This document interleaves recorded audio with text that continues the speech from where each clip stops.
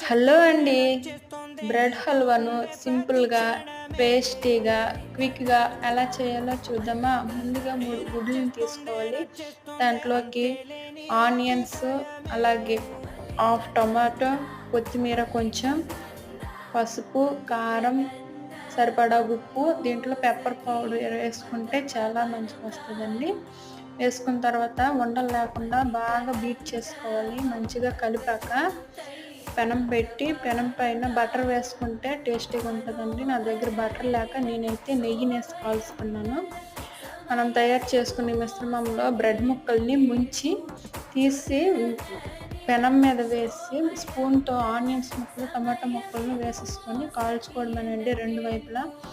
ఇది టమాటా కెచప్‌తో తింటే చాలా టేస్టీగా ఉంటది. లేకపోతే సింపుల్‌గా కూడా తినేయొచ్చండి. నా వీడియోస్ మీకు నచ్చినట్లయితే లైక్ చేయండి, షేర్ చేయండి, సబ్స్క్రైబ్ చేసుకోండి.